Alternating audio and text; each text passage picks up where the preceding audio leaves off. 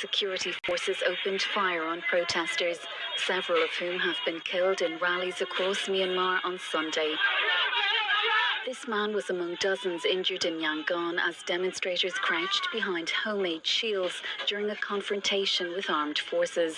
The military crackdown has left scores of protesters dead since the ousting of the democratically elected government. An estimated 2,000 people have been arrested.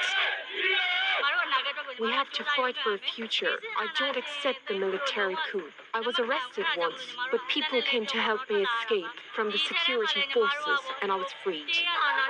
I don't want to live under the military junta. That's why I'm going out on the streets, even though I'm afraid. We're together against the military. Witnesses say Saturday was one of the bloodiest days in nearly 7 weeks of military rule. Among the dead, a pregnant woman, a Buddhist monk, and a 13-year-old boy.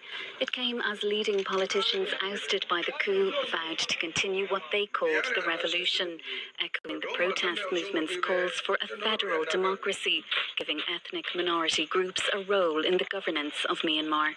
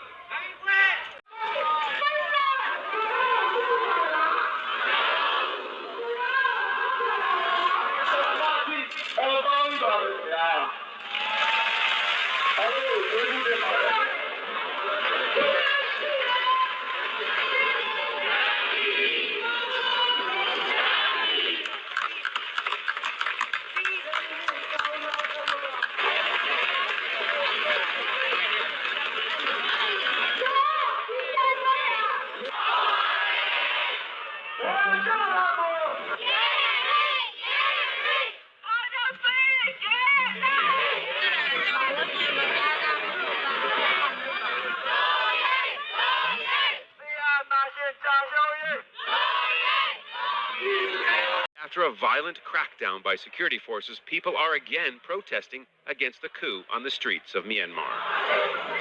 In Yangon, some took to bicycles to show their support for the growing civil disobedience movement. Some gathered at the Japanese embassy to elevate their plight to the international community. A message wall was also set up for people to leave their comments and thoughts about the coup last week. And in Mandalay, they came out on motorbikes and on foot. Earlier in the week here, protesters were injured by water cannon blasts and dozens were arrested.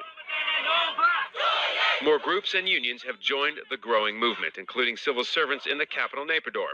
They're all calling for the return to democracy and the release of their elected leaders, including Aung San Suu Kyi.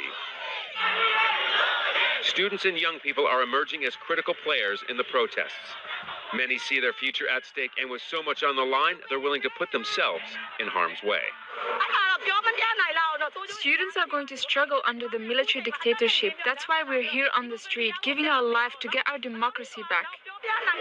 She's not alone. This young protester is taking part in a poster campaign supporting the civil disobedience movement.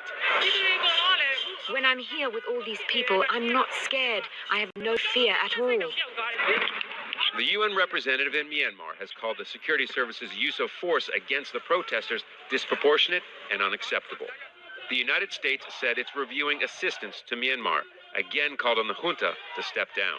We repeat our calls for the military to relinquish power, restore democratically elected government, release those detained, and lift all telecommunication restrictions. So while the younger generations in Myanmar are taking bold and risky steps to get involved with the protests by insisting on access to social media, they're putting their own twist on it. Scott Heidler, Al Jazeera. Shot in the chest and arm on the streets of Dawe in southern Myanmar. The security services cracked down early on Sunday. Police supported by the military, firing tear gas, rubber bullets, and live rounds. But despite the dangers, protesters still turned out in larger numbers to oppose the military coup. And live rounds used in Yangon.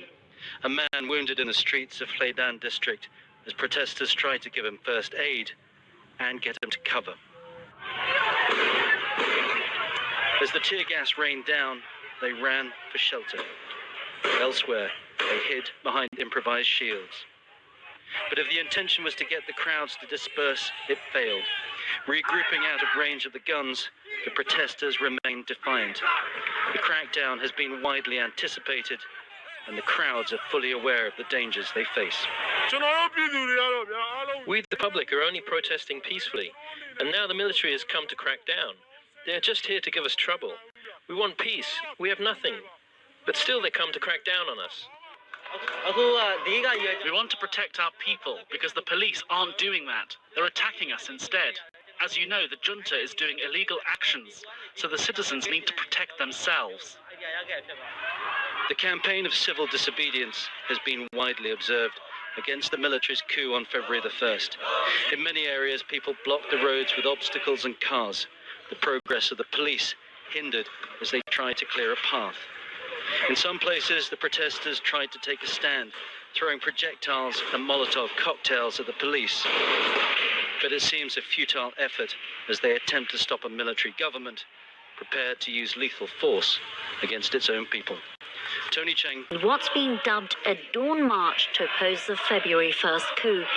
And this is not the first time these protesters are answering the military's bullets by peacefully raising their fists and voices. Previously, members of the medical profession had walked away from their jobs in a bid to send a loud and clear message to the junta. They all want the immediate release of the country's democratically elected leader Aung San Suu Kyi. Over in Monua, a city in Myanmar, scenes of violence on the streets seen through clouds of tear gas. This as demonstrators clashed with security forces to the sound of crowds shouting, punctuated by the incoming arms fire. To date, more than 2,000 have been detained and hundreds killed at the hands of the army. Also in the firing line, these police officers who fled to India after defying the military's orders to kill opponents of the coup. Their only crime, not wanting to shoot their people, and today they face an uncertain future as they urge Narendra Modi's government to not repatriate them and provide them asylum on humanitarian grounds.